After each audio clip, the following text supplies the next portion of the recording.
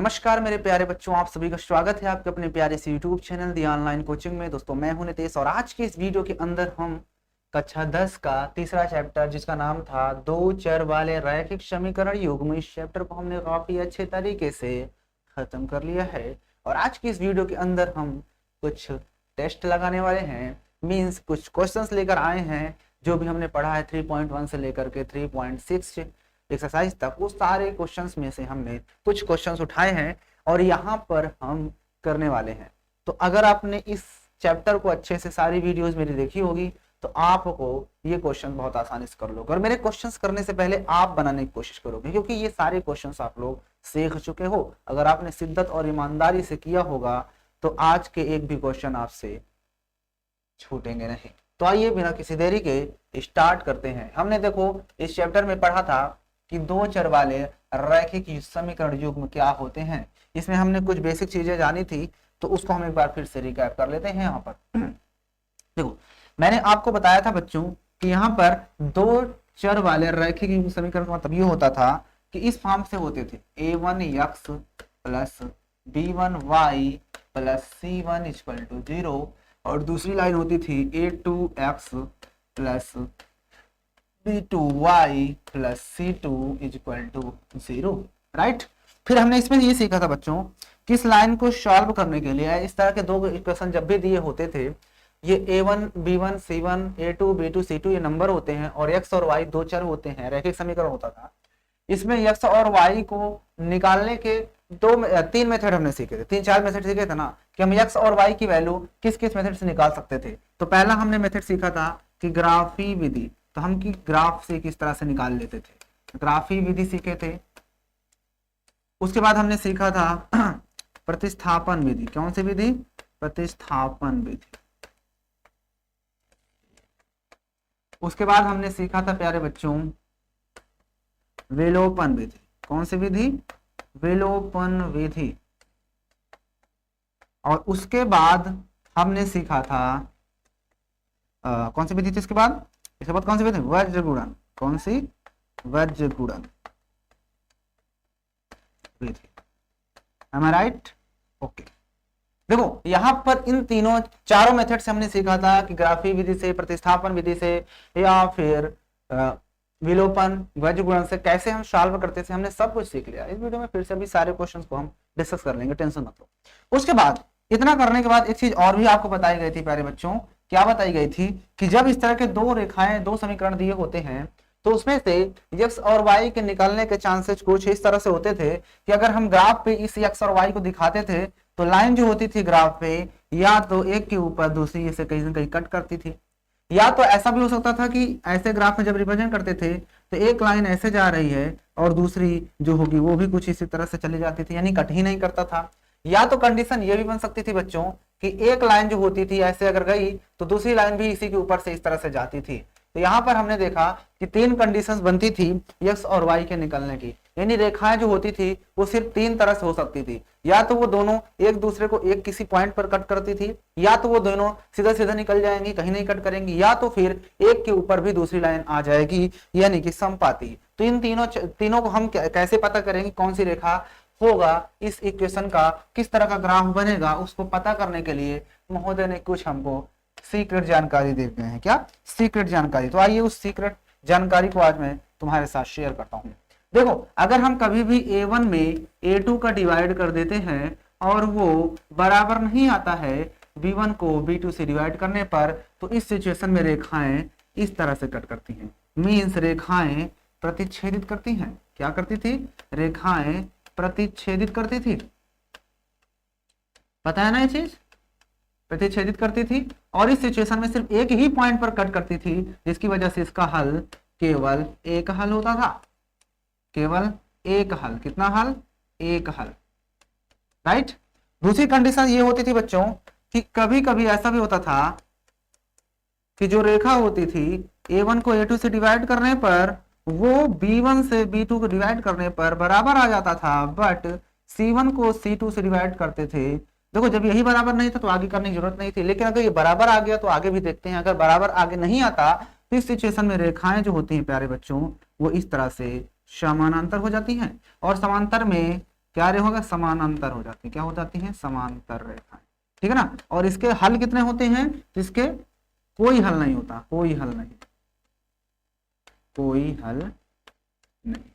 क्यों, क्योंकि रेखाएं कहीं कठिन नहीं कर सकती हैं, और इसी रेखा को हम असंगत बोलते हैं। क्या बोलते हैं, असंगत हल, असंगत हल। क्योंकि ये रेखाएं जो होती है कहीं कठिन नहीं करती, इसलिए असंगत हल। इसका संगत हल एक मिलेगा। इसका कितना संगत हल है, इसका एक संगत हल है।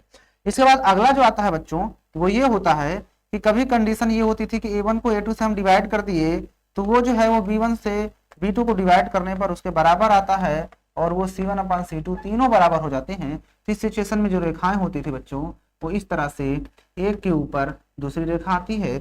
मीन्स इस सिचुएशन में रेखाएं समपाती होती हैं। क्या होती हैं, समपाती होती थी, मतलब एक के ऊपर एक, और साथ में इसके अनंत हल होंगे। क्या होंगे, अनंत हल होते हैं। क्योंकि एक के ऊपर एक है तो ये हर पॉइंट पे एक्स और वाई की वैल्यू देगा, हर पॉइंट पे एक्स और वाई की वैल्यू सेम आएगी, जिसकी वजह से इसके अनंत हल आ जाते हैं। तो आपको इस चीज को बच्चों याद रखना है, आपको इस चीज को क्या करना है, याद रखना है इस चीज को, कि हम इस चीज को किस तरह से करते हैं। तो आप इस चीज को फटाक से स्क्रीनशॉट मार दो, वैसे भी आपने अच्छे से देखा होगा, सबको आता होगा। तो चलिए आते हैं हम आप लोगों क्वेश्चन पे।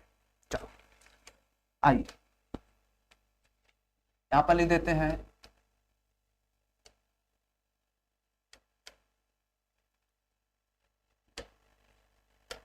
कुछ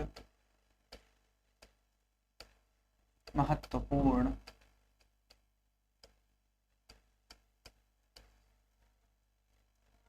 प्रश्न, ठीक है।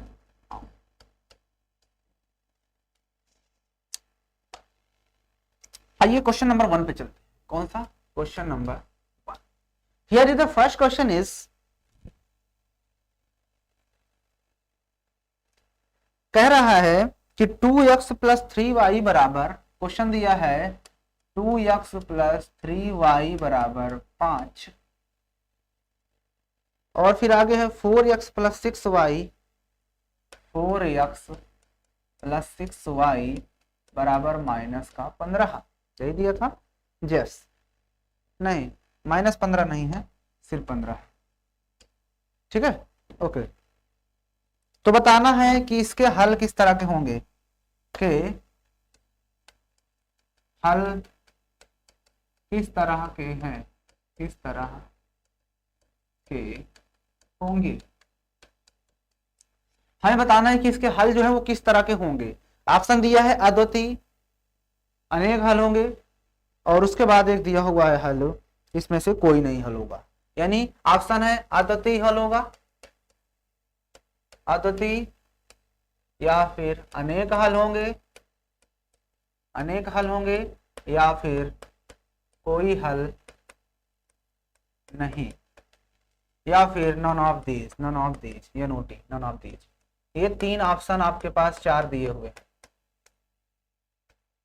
ठीक है। चलो मैंने आपको बताया बच्चों कि इसको हम a1 अपान a2, b1 अपान b2, c1 अपान c2 निकाल कर ही हम बता सकते हैं कि इसके हल कितने होंगे। तो अगर मैं a1 अपान a2 निकालना चाहता हूं तो इस चीज को मैं क्या लिख सकता हूं, a1 यानी कि 2x प्लस 3y, यानी कि c को भी इधर लाना पड़ता है इक्वल टू 0, और इसको आप लिख सकते हो 4x प्लस 6y, तो माइनस का 15 बराबर 0। ये दो इक्वेशन आ गए। तो अब इनको जब कंपेयर करोगे आप, तो इस वाले के थ्रू, पहले वाले के थ्रू a1 कितना आएगा, तो आपको दिख रहा है a1 2 है, b1 कितना मिलेगा, तो b1 आपके पास 3 है, and c1 equal to minus का 5। आप यहां से देखो तो a2 कितना मिलेगा, तो a2 मिलेगा आपको 4, b2 कितना मिलेगा, b2 मिलेगा 6, and c2 equal to minus का 15।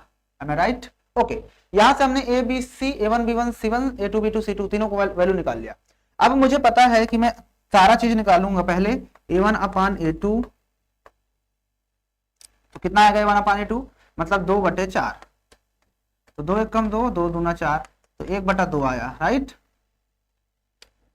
1/2 आया। उसके बाद मैं निकालूंगा b1 अपान b2, तो जब मैं b1 अपान b2 निकालता हूं तो b1 है 3 और ये है 6, 3 एक कम 3, 3 दूना 6, आ गया 1/2, ठीक है। उसके बाद c1 अपान c2 निकालते हैं, तो c1 अपान c2 बराबर कितना है, माइनस का 5 बटे माइनस का 15, तो माइनस से माइनस कैंसिल, 5 एकम 5, 5 दिया 15, आ गया 1/2। 3। तो आपने बच्चों यहां पर ध्यान से देखा, क्या देखा आपने कि यहां से जब मैंने a1/a2 निकाला, a1/a2 नीचे इसी के आपको करना है इस चीज को, तो वो b1/b2 के बराबर आ रहा है। देखो ना, a1/a2 जो है वो b1/b2 के बराबर आ रहा है, क्योंकि ये भी 1/2 आया है और ये भी 1/2 आया है, लेकिन जो c1/c2 है वो बराबर नहीं है क्योंकि वो अलग आ गया है। तो कंडीशन कुछ ये वाली बन गई। तो मैंने अभी अभी आपको बताया था कि जब a1/a2 बराबर b1/b2 आ जाता है, लेकिन वो c1/c2 के बराबर नहीं होता, तो उस सिचुएशन में रेखाएं क्या होती हैं, समांतर होती हैं। इससे रेखाएं क्या होंगी, इस सिचुएशन में रेखाएं समांतर होती हैं। क्या होती हैं, समांतर होती हैं। अतः दिए हुए समीकरण का कोई हल नहीं होगा, क्योंकि जब समांतर हो जाएंगी तो कहीं कठिन नहीं करेंगी, तो इसका हल क्या होगा, कोई हल नहीं। क्या होगा, कोई हल नहीं। ठीक है, तो इसका ऑप्शन कौन सा सही हो जाएगा मेरे प्यारे बच्चों, तो इसका ऑप्शन सही हो जाएगा थर्ड वाला, कोई हल नहीं। क्योंकि हमने देखा कि a1/a2 is not equal to b1, मतलब बराबर b1/b2 is not equal to c1/c2। अगर कंडीशन यहाँ पर ये होती बच्चों कि a1/a2 is not equal to b1/b2, तो हम आगे बढ़ते नहीं, तो यही जब बराबर नहीं है तो वो एक ही प्रतिच्छेदित बिंदु होता, तो उस सिचुएशन में सिर्फ एक हल होता। और अगर ये तीनों बराबर आ जाते तो इसके अनंत हल हो जाते, क्योंकि संपाती रेखाएं हो जाती। तो उम्मीद है आपको समझ में आ गया होगा पहला क्वेश्चन। आइए नेक्स्ट क्वेश्चन पे चलते हैं, आइए नेक्स्ट क्वेश्चन पे चलते हैं।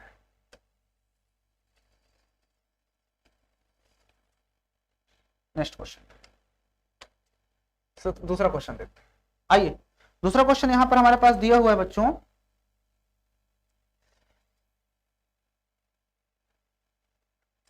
kx माइनस 5y बराबर 2। क्या दिया है, यदि kx माइनस 5y बराबर 2, यदि ठीक है, यदि kx माइनस 5y बराबर 2 तथा 6x प्लस 2y बराबर 7, तथा 6y plus 6x plus 2y 6x plus 2y 6x plus 2y बराबर 7 के कोई हल ना हो, के कोई हल ना हो, के कोई हल नया हो, तो के का मान बताओ। उसने ये कह दिया कि यहां पर हमारे पास क्वेश्चन है कि kx माइनस 5y बराबर 2 तथा 6x प्लस 2y बराबर 7 के कोई हल नहीं है, तो के का मान बताना है। तो हमें पता है कि जब कोई हल नहीं होता, कोई हल नहीं होने की सिचुएशन में पहली बात तो हमारे पास जो समीकरण दिया है, जब इसको आप हल करोगे तो जो समीकरण दिया है kx माइनस 5y, और इस 2 को इधर लाओ तो माइनस 2 बराबर 0, ठीक है ना। तथा दूसरा दिया है 6x प्लस 2y माइनस 7 बराबर 0, क्योंकि मैंने 7 को इधर ले आया, ठीक है ना। तो अब इस सिचुएशन में मुझे a1 निकालना पड़ेगा। तो बताओ a1 कितना होगा, तो a1 k है। फिर क्या निकालना है, b1, b1 कितना हो जाएगा, तो b1 माइनस 5 है। फिर c1 निकालना है, तो c1 कितना है बच्चों, माइनस 2 है। ये लो माइनस 2 लिख दिए। अब यहां से देखो a2 कितना हो जाएगा, तो a2 आपको साफ साफ दिख रहा है 6 है। b2 कितना हो जाएगा, तो b2 आपको दिख रहा है 2 है। और c2 आपके पास है माइनस का 7, कितना है, माइनस का 7, ठीक है ना। तो यहां तक ये चीज देखने के बाद अब आपको ध्यान समझना है कि उसने कहा है कि दिए हुए इसका कोई हल नहीं है, यहाँ कोई हल नहीं है, कोई हल नहीं है। जब कोई हल नहीं है, अतः हमें पता जब कोई हल नहीं होता है तो कंडीशन ये होती है कि a1/a2 वो जो होता है वो तो बराबर b1/b2 आता है, लेकिन वो c1/c2 के बराबर नहीं होता है। अब हमने सीखा ना, जब कोई हल नहीं होता मतलब उस सिचुएशन में रेखाएं समांतर होती हैं, और जब रेखाएं समांतर होती हैं तो वो रेखा कुछ इस तरह की होती है, मतलब समांतर होती है, और समांतर के लिए ये फार्मूला अप्लाई होता है। अब बस सारी चीज रख दो, हो गया। a1/a2 a1 k है, अपन a2 6 है, इज इक्वल टू b1/b2 मतलब माइनस का 15 नहीं माइनस का 5 बटे b2 2 है, is not equal to c1/c2 कितना है, माइनस का 2 बटे माइनस का 7। अब ये तो बराबर है ना, इसलिए इन दोनों को लेकर चलेंगे। इसके आगे क्रिया यहाँ पे करते हैं, दिस इंप्लाइज दैट कि k/6 के अपान 6 इक्वल टू -5/2, माइनस का 5/2। क्रॉस मल्टीप्लीकेशन तो 2 के बराबर 6 पंचे 30 माइनस का 30, तो के बराबर माइनस का 30/2, 2 एक कम 2, 15 बार जाएगा, यानी के बराबर आपके पास आंसर आ जाएगा -15। यानी जो के की वैल्यू थी पहले बच्चों वो थी -15। Are you sure? Are you sure? Are you sure? बताइए कहां पर आपको प्रॉब्लम हुई इस क्वेश्चन में। क्वेश्चन बहुत ही प्यारे हैं। आइए चलते हैं नेक्स्ट क्वेश्चन पे।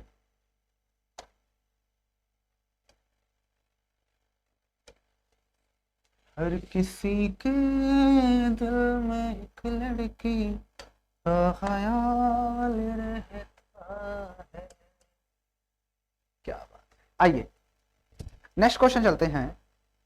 इस सिचुएशन में इस बार दिया है हमारे पास क्वेश्चन, कहता है यदि 2k - 1, यदि 2k - 1 कामा k समीकरण 10x, समीकरण 10x -9y बराबर 12, -9y बराबर 12, ठीक है।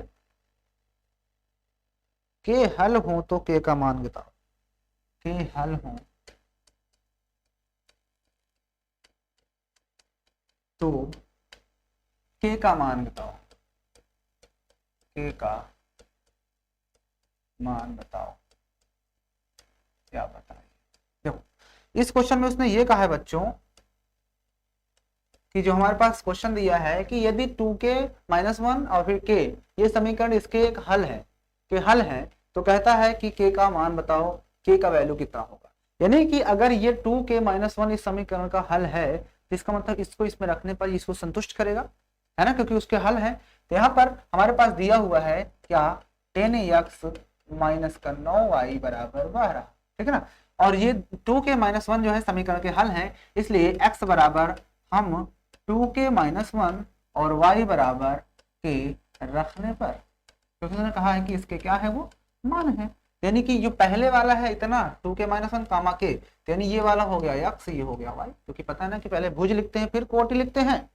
बस अब रख दो, put this value in this equation number. क्या था 10x, तो 10x x बोले तो कितना है, तो 2k - 1, ठीक है, और फिर माइनस का 9 और इंटू y कितना है, k था तो k रख दो बराबर 12, ठीक है। अब देखो ध्यान से, इतना करने के बाद 10 का मल्टीप्लाई,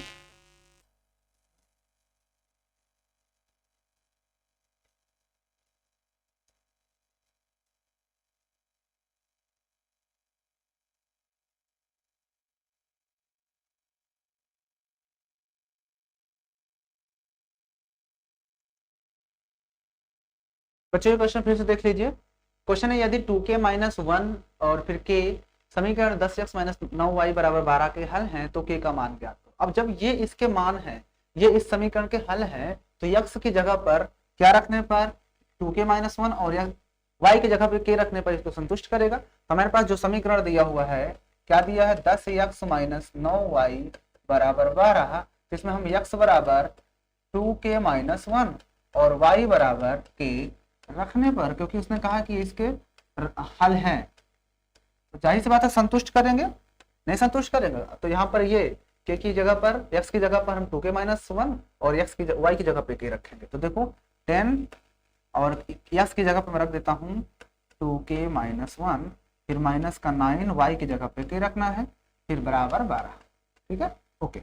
अब उसके बाद देखो बच्चों, यहाँ पर 10 का मल्टीप्लाई तो 10 दूना 20 के हो जाएगा, फिर माइनस का 10 से कम 10 माइनस 9 के बराबर 12, ठीक है। अब देखो 20 के और ये घट जाएगा तो कितना बचेगा, 11 के बचेगा, कितना बचेगा 11, राइट। तो 11 के माइनस 10 बराबर 12, ये उधर जाएगा तो बताओ मेरे पास कि 11 के बराबर 12, ये उधर जाएगा तो प्लस का 10 हो जाएगा और आ जाएगा 12 10 22, तो हमारे पास k बराबर आ जाएगा 22 बटे ये 11 इधर आ जाएगा, 11 एक कम 11 दूना 22, मतलब के बराबर 2, कितना आ जाएगा के बराबर, यानी जो के की वैल्यू होगी बच्चों वो 2 होगी। अब मुझे बताइए आपको कहां पर दिक्कत हुई। बड़े ही प्यारे क्वेश्चन है, बहुत ही शानदार क्वेश्चन है, बहुत ही आसान क्वेश्चन है और ऐसे एग्जाम में क्वेश्चन आते रहते हैं, तो क्वेश्चन को बहुत ही बारीकी से आपको देखना है। चले आगे क्वेश्चन पे, क्या नेक्स्ट क्वेश्चन पर मूव किया जाए? चलो आते हैं नेक्स्ट क्वेश्चन पे, मूव करते हैं।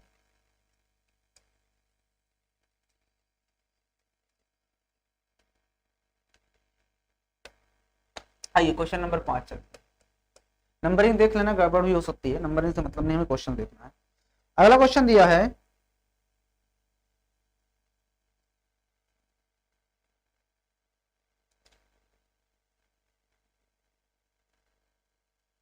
के किस मान के लिए, के किस मान के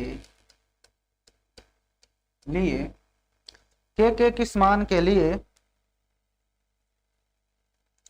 x प्लस 2y बराबर 7, x प्लस 2y बराबर 7 तथा 2x प्लस के वाई बराबर 14 तथा 2x प्लस के वाई बराबर 14 समपाती होंगे, समपाती होंगी। चलो इस क्वेश्चन को देखो ध्यान से, आसान है ये भी क्वेश्चन। इस सिचुएशन में उसने ये कहा कि के का कौन सा ऐसा मान है जिसको हम इन दोनों समीकरण में रख दें, यानी एक समीकरण में के है ना, तो उस के की जगह पे हम ऐसा कौन सा मान रख दें कि ये दोनों रेखाएं क्या हो, समपाती हो जाए। तो उसने कहा है कि ये रेखाएं समपाती होंगी, किस मान के लिए? अगर ये समपाती होंगी तो इसका मतलब हमें पता है रूल्स। तो यहाँ पर हमारे पास जो रेखाएं दी है, पहला दिया हुआ है x प्लस 2y, मैं 7 को इधर लाता हूं तो -7 बराबर 0। तो इस सिचुएशन में बताओ a1 कितना आ जाएगा, तो 1 होगा क्योंकि x के साथ 1 है। b1 कितना हो जाएगा, 2 हो जाएगा, एंड c1 इक्वल टू -7, ठीक है ना। तथा जो दूसरी लाइन दी हुई है, क्या दिया था, ये समीकरण क्या था, 2x प्लस के वाई माइनस का 14 बराबर 0, मैंने 14 को इधर ले आया, ठीक है। तो इस सिचुएशन में a2 कितना हो जाएगा, a2 तो 2 मिल जाएगा, और b2 कितना मिल जाएगा, b2 k मिल जाएगा, and c2 is equal to -14। Okay, अब हमें उसने कहा कि संपाती होगा, उसने कहा रेखाएं, चूंकि रेखाएं संपाती होंगी, उसने कहा ना चूंकि रेखाएं संपाती होंगी, संपाती होंगी, अतः जब रेखाएं संपाती होती हैं तो हमें पता है ना कि जो a1 होता है उसको a2 से डिवाइड करें तो वो b1 को b2 से डिवाइड करने पर जो आता है और c1 को c2 से डिवाइड करने पर जो आता है वो तीनों बराबर होते हैं। तो अब ये तीनों जब बराबर होंगे, क्योंकि संपाती उसने कहा था, अब इसके बाद वैल्यू रख देते हैं। तो a1 अपन a2, a1 बोले तो 1 है एंड a2 बोले तो 2 है, इक्वल टू b1 बोले तो 2 है and b2 equal to k है, बराबर c1 बोले तो -7 है अपान c2 बोले तो -14 है, ठीक है ना। अब देखो आपको k को सॉल्व करने के दो मेथड हैं, चाहे आप इन दोनों इक्वेशन को लेकर के सॉल्व कर दो, चाहे इन दोनों को इक्वेशन को लेकर सॉल्व कर दो। तो मैं इन दोनों को लेकर के सॉल्व करता हूं, ठीक है ना, क्योंकि किसी भी एक से सॉल्व कर सकते हो, क्योंकि सारा कुछ बराबर है। मैं तुम्हारे बराबर हूं, तुम राजू के बराबर हो, ठीक है ना। अब राजू को किसी के साथ मापना है, चाहे मेरे को राजू के साथ माप दो, तो तीनों लोग बराबर ही हैं, तो बराबर लेंथ होगी, उससे कोई दिक्कत नहीं है, ठीक है ना। अब देखो, अरे जैसा मान लो कि ये तुम हो, ये तुम हो, फिर ये तुम्हारा दोस्त है, और फिर ये तुम्हारे दोस्त का दोस्त है, ये राजू है, ये काजू है, ये बाजू है, ठीक है ना। अब मैंने कहा कि ये वाला इसके बराबर है, ठीक है ना। राजा जो है वो काजू के बराबर, राजू काजू के बराबर, और ये काजू जो है वो बाजू के बराबर है। तो क्या ये ये दोनों आपस में बराबर नहीं होंगे क्या? बिल्कुल बराबर होंगे। तो वही चीज है कि अगर ये इसके बराबर, ये इसके बराबर है, तो ये इसके भी बराबर है, और ये भी इसके बराबर है, तो ये दोनों भी आपस में बराबर होंगे। और देख भी सकते हो, माइनस माइनस काट दो, 7 कम 7, 7 दूना 14, तो 1/2 आ रहा है ना, तो ये दोनों बराबर है, ठीक है ना। तो ये कंडीशन है, तो हम किसी को भी लेकर के सॉल्व कर सकते हैं। तो मैं शुरू वाले दोनों को ले लेता हूँ, मैं शुरू के दोनों को ले लेता हूँ, इन दोनों को, यानी कि 1/2 this implied this 1/2 equal to K 2/k, ठीक है ना। क्रॉस मल्टीप्लिकेशन करवा दो तो k का 1 और 2 दूनी 4, यानी कि मेरे पास जो k की वैल्यू पूछ रहा था वो कितनी हो जाएगी बच्चों, तो k की वैल्यू जो होगी वो 4 हो जाएगी। बताइए आपको कहां पर दिक्कत हो रही है क्वेश्चंस को करने में। उम्मीद है कि आपको सारे क्वेश्चन समझ में आ गए होंगे, बहुत ही प्यार से हमने क्वेश्चन को कर लिए हैं, ठीक है ना। अब एक क्वेश्चन मजेदार क्वेश्चन है जिसमें लोग फंसते रहते हैं, उस क्वेश्चन को भी देख लेते हैं। चलो अब मैं इस पूरे को हटाता हूं। चलो क्वेश्चन है यहां पर 10/x + y, 10/x + y + 2/x - y +2 ही है, हाँ, +2/x - y बराबर 4। दूसरा इक्वेशन दिया हुआ है 15/x + y, 15/x + y -5/x + y, -5/x - y बराबर -2। तो जब ये दो इक्वेशन इस तरह के दिए होते हैं तो आपको याद हो बच्चों, मैंने आपको बताया था ये 3.6 एक्सरसाइज में ऐसे क्वेश्चन है, ये उसी में का क्वेश्चन है। आप ध्यान से देखो 1/x + y x + y 1/x - y x - y, तो जब ऐसे आता है तब इसको हल करते हैं हम, जब इसको हल करते हैं तो माना लिख देते हैं। क्या लिखते हैं? माना क्या कि 1/x + y बराबर a और 1/x - y बराबर b। ओके, अब रख दो इसमें वापस से, तो ये 10a बन जाएगा प्लस 2b बन जाएगा बराबर 4। इसमें जब रखोगे दूसरे वाले में तो 15a बन जाएगा और माइनस, यहाँ पर माइनस है तो -5b बन जाएगा बराबर -2। अब किसी एक को बराबर करने के लिए क्या करें? किसी एक को बराबर करना पड़ेगा, तो एक काम करता हूं मैं, एक काम करता हूं, इसमें इस इक्वेशन नंबर 1 डाल दो, इसको इक्वेशन नंबर 2 डाल दो इसको, ठीक है ना। तो इसको बराबर करने के लिए मैं क्या करता हूं, इसको बराबर करें या इसको बराबर करना आसान है क्योंकि छोटा नंबर मल्टीप्लाई करना पड़ेगा। तो मैं 5 से इसमें करवा देता हूं मल्टीप्लाई, ठीक है, और इस 2 से मल्टीप्लाई इसमें करवा देता हूं। तो देखो 5 से इसमें करोगे तो 5 10 में 50a हो जाएगा प्लस 5 दूनाई 10, 5 दूनाई 10b हो जाएगा बराबर 5 चौके 20। फिर 2 से इसमें तो 2 15 में 30 हो जाएगा 30a, यहाँ पर 2 पंचे 10 माइनस का 10b हो जाएगा बराबर 2 दूनी 4, राइट। उसके बाद आपको ध्यान से देखना है, यहाँ पर ये साइन अपोजिट साइन में है तो यहाँ पर लिख देंगे सीधा सीधा जोड़ने पर, क्योंकि हमें पता है जोड़ने पर साइन नहीं बदलता है।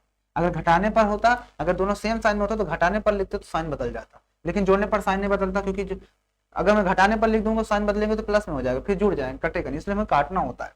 अब 50 और 30 80 होता है, तो 80a हो जाएगा इक्वल टू, इधर कितना हो जाएगा 16, है ना, घटा दोगे 20 से 16 आएगा, तो a बराबर आपके पास कितना आ जाएगा, इसको उधर ले जाओगे तो 16/80, तो 16 एकम 16, 16 पंचे 80, मतलब कि a का वैल्यू जो हुआ वो कितना आया 1/5। a का वैल्यू आपके पास आ गया 1/5। जब a का वैल्यू आया तो हमको इसे किसी भी इक्वेशन में रख देते हैं। चलो ये वाले इक्वेशन में रख देते हैं। जब रख दोगे इस इक्वेशन में तो देखो ध्यान से, जब रखोगे a बराबर 1/5, तो देखो 10a था तो 10a बराबर कितना रखना है 1/5, और उसके बाद प्लस 2b है तो प्लस 2b बराबर, ये 4 था उसको मैंने 4 वैसे रख दिया, बस 5 एकम 5, 5 दूनी 10, तो ये 2 आया, 2 को उधर भेज दिया मैंने, तो 2b बराबर 4 माइनस का 2 इधर आ जाएगा तो घट जाएगा तो 2 आएगा, है ना। तो b बराबर आ जाएगा 2 बटे, इधर से ये 2 जाएगा डिवाइड में, ये कट जाएगा, यानी कि b की वैल्यू आपके पास 1 आ गई, b की वैल्यू 1 आ गई। अब जब a और b की वैल्यू पता चल चुकी, a और b की वैल्यू, तो 5 दूना 10, 2 4 में 2 गया 2 1, ठीक है। तो हमें पता है ना, हमने माना क्या था कि नाउ 1/x + y बराबर a माने थे, है ना। तो इसके जगह मैं a की जगह में क्या रख सकता हूँ 1/5, तो 1/5 रख दिया, क्रॉस मल्टीप्लाई करवा दो तो x + y बराबर 5 हो जाएगा, क्योंकि ये इधर इसका, ठीक है। इसको इक्वेशन नंबर 1 डाल दो, नहीं इक्वेशन नंबर 2 हो चुके थे, इसको 3 डाल देते, 3, ठीक है ना। उसके बाद देखो ध्यान से, अब दूसरा इक्वेशन था 1/x माइनस वाई, तो 1/x माइनस वाई बराबर b था, और b बराबर 1 है तो 1/1 कर सकते हो, तो यहाँ से x माइनस वाई बराबर 1 आ जाएगा। इक्वेशन नंबर कितना है ये, 4 से डाल दो, क्या 4, ठीक है ना। अब 1 और 2 को हम एक साथ रख लेते हैं, इन दोनों के एक साथ, तो x प्लस वाई बराबर 5 और x माइनस वाई बराबर 1, यही है। दोनों इक्वेशन को क्या करेंगे, जोड़ देंगे, क्या लिखेंगे, जोड़ने पर, जब जोड़ने पर लिखोगे तो ये तो कट जाएगा, तो आपके पास 2x बराबर 5x 6 आ जाएगा। तो यहाँ से 2x 2 कम 2 तिहाई 6, यानी x की वैल्यू 3 आ जाएगी। कितनी आ जाएगी, x की वैल्यू 3। जब x की वैल्यू 3 आ गई तो उसको किसी भी इक्वेशन में रख देते हैं, किसी भी इक्वेशन में रख देते हैं। तो x की वैल्यू 3 में रख दो इसमें, तो x प्लस वाई बराबर पता है 5 इक्वेशन नंबर 3 से, तो x बराबर 3 रख दो, तो 3 प्लस वाई बराबर 5, तो y बराबर हमारे पास हो जाएगा 5 माइनस 3, तो y बराबर 2, यानी x और y की वैल्यू हमने निकाल लिया। यानी यहाँ पर x और y की वैल्यू हम रख के देख लेते हैं उत्तर की जांच, क्या हमारा आंसर सही है। तो देखो 10/x, x की जगह में रखा 3 plus 2 plus 2/x minus Y, x 3 minus Y 2 बराबर 4 लाना है। तो देखो 3 2 5, 5 दूना 10, 2 आया, प्लस ये घट जाएगा 1, 1 से 1 मतलब 2 ही आएगा, तो 2 2 4 होता है, जो कि RHS के बराबर है। इसका मतलब हमारा आंसर एकदम सही आया है, हमने जो निकाला आंसर वो क्या है, सही। तो आपका यहाँ पर ये क्वेश्चन क्या हो जाता है, खत्म हो जाता है। तो आपको देखो मैंने क्या बता दी, वज्र गुणन बता दिया यहाँ पर कि कभी वज्र गुणन से आ जाए क्वेश्चन सॉल्व करने के लिए, तो 2 बार देखो वज्र गुणन मैंने लगाया है, तो किस तरह से लगाते हैं आपको पता चल गया होगा। तो आइए एक क्वेश्चन लेते हैं और उस क्वेश्चन को हम क्या करते हैं इस बार, सॉरी ये वज्र नहीं विलोपन से था, वज्र से सॉल्व करके आपको दिखा देते हैं क्वेश्चन को, कि वज्र से कैसे सॉल्व करते हैं। तो इसको हटाते हैं, और ये यहाँ पर देखो कुछ चीज लिखा था ना, ये चीज, इसी को मैं क्या करता हूँ वज्र गुणन की विधि से मैं इसको सॉल्व करता हूँ। क्या करता हूँ, इसको वज्र गुणन की विधि से मैं क्या करता हूँ, इसको सॉल्व करके आपको दिखाता हूँ, ठीक है ना। तो इस चीज को भी रहने देता हूँ और बाकी मैं पूरा हटा देता हूँ, इधर हटा देता हूँ। आओ वज्र सिखा देते हैं फटाक से, वज्र किस तरह से सॉल्व करते हैं, एक क्वेश्चन वज्र से बता देते हैं।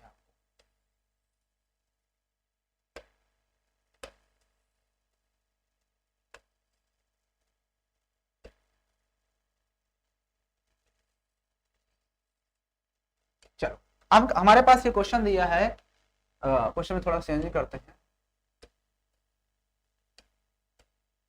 कुछ भी हो सकता है भाई, इस तरह क्वेश्चन आपके पास कुछ भी आ सकता है, आप इसमें घबराइए मत कि यहाँ पर ये है वो है।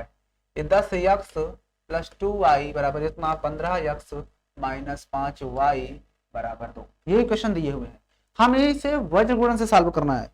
तो वज्र गुणन से सॉल्व करने के लिए पहले तो हमें जो ऊपर दिया है उसको हमें पक्षांतर करना पड़ता है इधर, तो 2y माइनस 4 बराबर 0। आप किसी भी मेथड से कर सकते हो, लेकिन मैं यहाँ पे आपको वज्र से सॉल्व करके दिखाता हूँ किस तरह से वज्र सॉल्व करते हैं। अगर कभी आ जाए कि इसको वज्र से ही सॉल्व करना है, बाकी आप कोई भी मेथड लगाओ, विलोपन लगाओ, प्रतिस्थापन लगाओ या वज्र लगाओ, जो भी आपको सही लगे। तो यहाँ पर मैं इसको हल कर रहा हूँ, ठीक है ना। ये तो और दूसरा दिया है हमारे पास क्या, 15x माइनस का 5y, इसको इधर लाओ तो प्लस का 2 बराबर 0 आ जाएगा, ठीक है ना। अब इसके बाद ध्यान से देखो, यहाँ से a1 कितना आएगा, तो a1 10 आएगा, b1 कितना आएगा, तो b1 2 आएगा, और c1 कितना आएगा, तो c1 माइनस 4 आएगा। यहाँ से a2 कितना आएगा, 15 आएगा, b2 कितना आएगा, माइनस का 5 आएगा, और c2 कितना आएगा, तो 2 आएगा, ठीक है ना। अब हमें वज्र से सॉल्व करने के लिए हमें पता है ना कि सबसे पहले क्या लिखते हैं, यक्स खींचते हैं ना, सबसे पहले यक्स लाइन खींचते हैं बराबर, फिर y लिखते हैं, फिर लाइन खींचते हैं, फिर यहाँ पर क्या लिखते हैं एक्स वाई, और यहाँ पर 1 लिखा जाता है, ठीक है ना। लाइन खींचने के बाद हमें पता है कि यहाँ पर हम लिखते हैं BC, फिर माइनस BC, फिर CA माइनस CA, फिर AB माइनस AB, फिर पता है पहले 1 लगाते हैं, फिर 2, फिर 2, फिर 1, फिर 1, फिर 2, फिर 2, फिर 1, फिर 1, फिर 2, फिर 2, फिर 1, बस वैल्यू रखते चले जाओ, हो गया। तो देखो यक्स अपान b1 कितना है, b1 2 है, तो 2 गुना C2 कितना है, C2 2 है, माइनस B1 2 है, C2 भी 2 है, ठीक है, माइनस B2 कितना है, 2 है, इंटू C1 है माइनस का 4, तो माइनस का 4 बराबर यहाँ से y अपान C1 कितना है, देखो C1 माइनस 4 है, इंटू A2 कितना है, A2 है 15, फिर माइनस C2 कितना है, C2 है 2, इंटू A1 कितना है, A1 है 10, बराबर 1 अपान A1 कितना है, 10 है, इंटू B2 कितना है, B2 है माइनस 5, तो माइनस 5, फिर माइनस A2 है मेरे पास 15, और फिर B1 कितना है, B1 है 2 इंटू 2, बस। अब क्या करना है, इसी को सॉल्व करना है, तो एक लाइन अभी नीचे हो जाएगी, तो ये x अपान, देखो ध्यान से, ये 2 दूना 4 हो जाएगा, ये कितना हो जाएगा, 2 दूनी 4, और ये माइनस माइनस प्लस 4 दूनी 8, बराबर y अपान ये 15 चौके 60, तो माइनस का 60 और 10 दुनाई 20, माइनस का 20, बराबर यहाँ पर 1 अपान 10 पचा 50, तो माइनस का 50 और फिर माइनस का 30, है ना, 10 पचा 50 माइनस का 30। अब इसके आगे क्रिया यहाँ पर हम कर देते हैं, देखो x बटा 4 प्लस 8, x बटा 4 प्लस 8 मतलब 12, बराबर y अपान यहाँ पर कितना होगा, 60 20 80, माइनस का 80, बराबर यहाँ पर देखो 1 अपान कितना हो जाएगा, 50 30 80, माइनस का 80, यहाँ पर भी 80, यहाँ 60 20 80, वहां पे 80। अब एक बार इसको इसके बराबर लेना है, एक बार इसको इसके बराबर लेना है ना, तो एक बार जब इसको इसके बराबर लोगे तो x बटे 12 बराबर माइनस का 1 अपान 80 कर लो, और एक बार y बटा माइनस का 80 वो बराबर ले लो 1 अपान माइनस 80 के, माइनस माइनस कैंसिल, 80 से कैंसिल, y बराबर आपके पास 1 आ जाएगा, ठीक है ना, y बराबर 1, और यहाँ से जब सॉल्व करोगे यहाँ से तो आपके पास 12 से तो कटेगा नहीं, तो 4 से काट दो, 4 3 12 और 4 दूना 8 20, यानी x की वैल्यू जो हो जाएगी वो 3 इधर जाएगा, 3 बटे 20 आ जाएगी, राइट, कहीं गलत तो नहीं किए हैं, इस चीज को 4 दूना 8 हो गया प्लस में, और 2 दूना 4, 8 4 12 ही होगा, ठीक है, और इधर C1 15 चौके 60 और 10 दूना 20, ठीक है, 60 20 80 ही होगा, और 50 30 80 ही होता है, ठीक है ना। तो इस तरह से हमें इस क्वेश्चन को सॉल्व करना होता है। उम्मीद है कि आपको चीजें समझ में आ गई होंगी। हालांकि ये क्वेश्चन मुझे गड़बड़ लग रहा है, कहीं गलत तो नहीं, तो इसको चेक कर लेते हैं थोड़ा सा। आओ यहाँ पर रख के देख लेते हैं जरा सा, 10 इंटू एक्स की वैल्यू 3 बटा 20 प्लस 2 इंटू वाई की वैल्यू 1, तो 10 एक कम 10, 10 दूना 20, 2 आया, तो 3 बटा 2 प्लस 2 एक कम 2, ठीक है ना, तो 2 दूनी 4, 4 3 7, 7 बटा 2, तो कहीं गलत है, इसका मतलब हमने कुछ गलत कर दिया है, यहाँ पर हमने कुछ गलत कर दिया है, ठीक है ना, कुछ वैल्यू रखने में हमने मिस्टेक कर दिया लगता है। B1 देखो हमारे पास कितना था, 2 था, तो B1 2 इंटू C2 2, ठीक है, माइनस का B2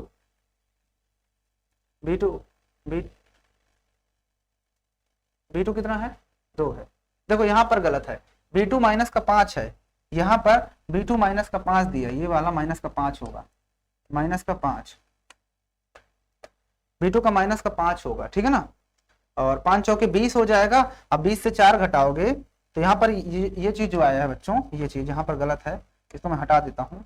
यहाँ पर जो हमारा अब आएगा वो आएगा 2 दूनी 4 और 5 चौके 20 माइनस का 20, तो माइनस का 20 मतलब यहाँ पर माइनस का 16 आएगा, कितना आएगा, यहाँ पर माइनस का 16 आएगा, नहीं हाँ माइनस का 16 आएगा, यहाँ पर माइनस का 16 आएगा, ठीक है ना। अब उसके बाद ये जो प्रोसेस है ये वाला गड़बड़ है, गलत क्या है कि अब एक एक्स बटा जब माइनस 16 को बराबर लोगे 1 बटा 80 के, माइनस 80 के, तो माइनस माइनस का 16 कम 16 पंचे 80, यानी एक्स बराबर आ जाएगा आपके पास 5, क्या आएगा 5। अब वाई बटा वाला भी देख लेते हैं, ये तो नहीं गलत है, C1, अब एक्स बराबर 5 रखोगे अगर तो 10 पचा 50 होता है वो, और वो भी कहीं गलत है, उसको भी देखना है। तो अगर हम एक्स की वैल्यू जो आई है, एक्स की वैल्यू यहाँ पर अगर रखते हैं तो 10 पचा 50 होता है ना, 50 और माइनस का 2y बराबर 4, तो यानी कि माइनस का 2y बराबर ये इधर जाएगा तो घटेगा 40 से, तो 46 बचेगा, कितना बचेगा 46, हाँ तो y बराबर आज के पास आ जाएगा 23, माइनस का 23 करके कुछ आ रहा है, यानी कि ये वाला जो है ये तो सही है, s की वैल्यू तो हमारी इतनी आ रही थी, y वाला कहीं गड़बड़ कर दिया लगता है। तो c1 देखो, c1 माइनस का 4 इंटू a2 कितना होगा, a2 मेरे पास है 15, ठीक है, माइनस का c2 मेरे पास है देखो 2, तो 2 रखा, इंटू a1 है मेरे पास 10, तो 15 चौके 60, हाँ यहाँ रखा तो है, 15 चौके 60 हो गया, माइनस का 20, इसको भी देख लेते हैं, a1 कितना है 10, इंटू b2 कितना है, b2 है 2, देखो b2 गलत करता है ना, b2 माइनस 5 है तो b2 माइनस 5, माइनस a2 कितना है, a2 है 15 और b1 कितना है, b1 है 2, तो 15 दूना 30 होता है। इसको तो हमने किया ही नहीं क्या, ये वाला तो हमने किया ही नहीं क्या, ये किए तो है 10 5 50 और 15 दूना 30, 50 30 80 तो होता है, सही तो है, तो एक आ जाएगा, ठीक है, वो इसका मतलब, ठीक है ना, तो ये चीज सही है, और ये वाला इधर वाला जो था वो गड़बड़ कर दिए थे जी। तो इस तरह से वैल्यू हमें निकालना है, ठीक है ना। हो सकता है कहीं मिस्टेक ऐसे आप भी से हो सकता है, तो आपको ये चीज ध्यान देना, कैलकुलेशन में ही गलतियां हो सकती हैं, क्योंकि बड़ा कैलकुलेशन होता है, थोड़ा सा दिमाग इधर उधर हुआ तो क्वेश्चन गलत हो जाता है। तो उम्मीद है कि आपको समझ में आ गया होगा। वीडियो अच्छी लगी तो लाइक कर देना, चैनल में तो सब्सक्राइब करके बेल आइकन प्रेस कर लेना, और यहाँ पर आपका ये चैप्टर दोस्तों क्या हो जाता है, फिनिश हो जाता है। फिर मिलते हैं हम लोग फिर नए एक्सरसाइज के साथ, नए चैप्टर के साथ, नए एनर्जी के साथ, तब तक के लिए जय हिंद।